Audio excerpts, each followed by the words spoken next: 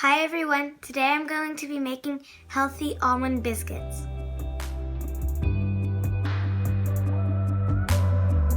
I'm going to be mixing baking powder, sugar, salt, and almond flour.